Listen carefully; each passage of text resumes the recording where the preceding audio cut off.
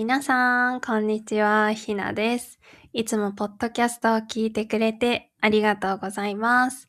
このポッドキャストは JLPT N3 から N2 レベルぐらいの日本語学習者の皆さんに向けて話しています。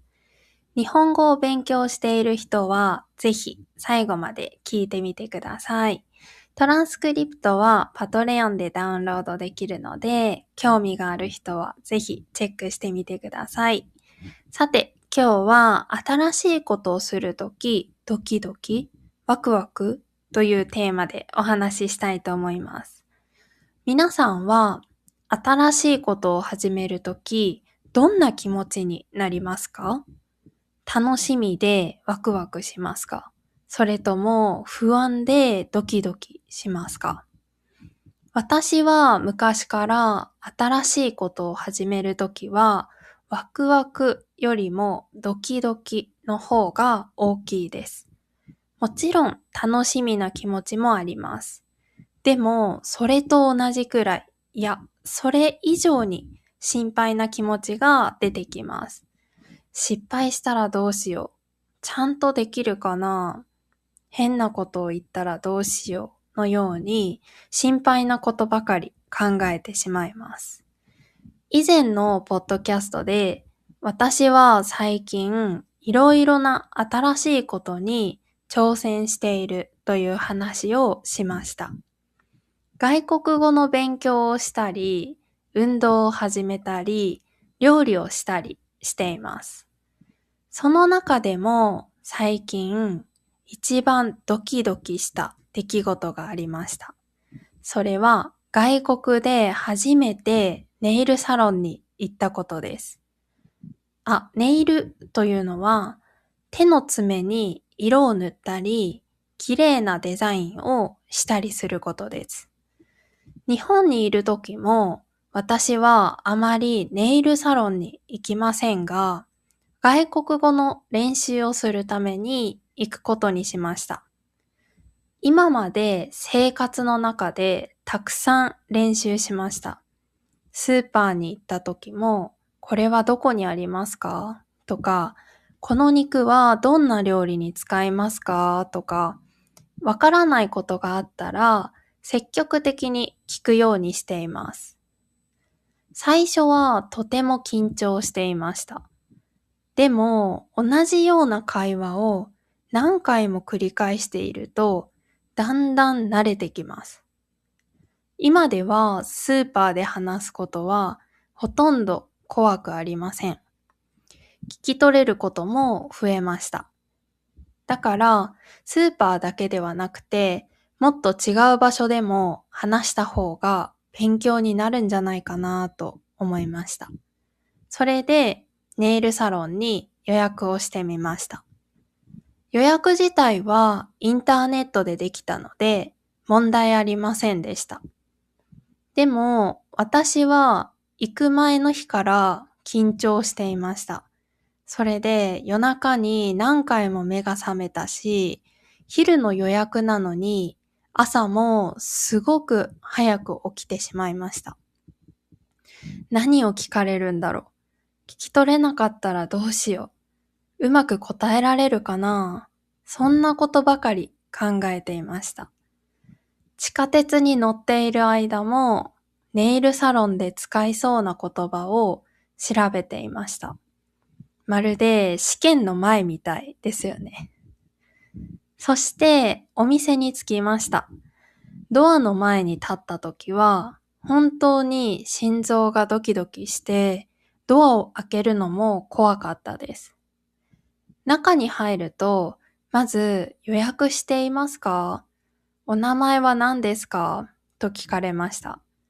これは聞き取れました。それで、よかったと少し安心しました。でも、その後、店員さんが何か説明してくれたんですが、私は全然理解できませんでした。何を言われたのかわからないし、お店のルールもわかりません。それでどうすればいいのか全くわかりませんでした。なので、私はお店の中を少しうろうろしてしまいました。今考えるとちょっと恥ずかしいですね。そんな時に新しいお客さんが入ってきました。その人は名前を伝えた後、近くの椅子に座って待っていました。その瞬間、さっき座って待ってくださいって言われたんだと気づいたんです。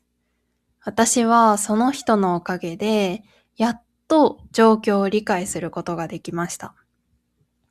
やっぱり言葉だけじゃなくて、人の行動を見ることも大事なんですね。外国語を勉強していると、つい言葉だけに集中してしまいますよね。でも実際には、表情や行動からわかることもたくさんあります。その後はどんな色にするのか、どんなデザインにするのか、どんな形の爪にするのかという話をして、無事に終わることができました。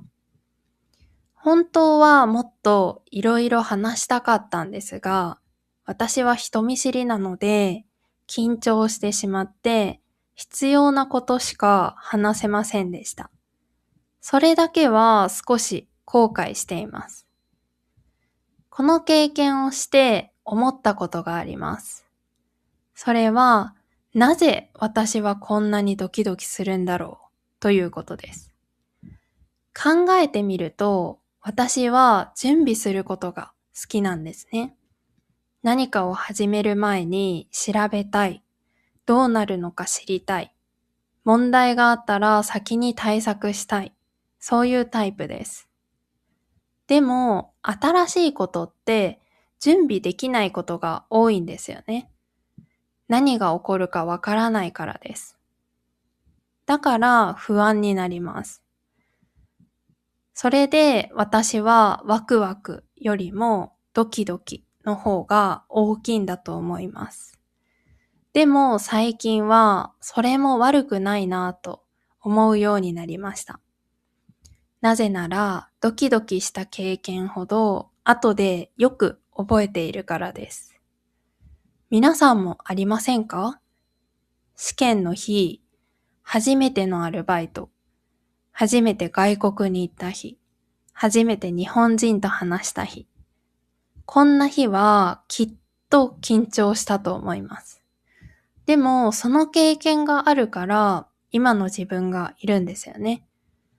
私は今回のネイルサロンの経験を通してドキドキすることは成長するチャンスなんだなと思いました。もちろんワクワクすることも大好きです。例えば旅行ですね。誰かに案内してもらう旅行はとてもワクワクします。でも自分が案内する側になると急にドキドキします。それは責任があるからだと思います。この違いも面白いなぁと思いました。そしてこれは日本語の勉強にも似ていると思います。初めて日本人と話すとき、初めて JLPT を受けるとき、初めて日本で生活するとき、きっとドキドキしますよね。でも、そのドキドキがあるからこそ、もっと勉強しようと思うし、もっと成長することができます。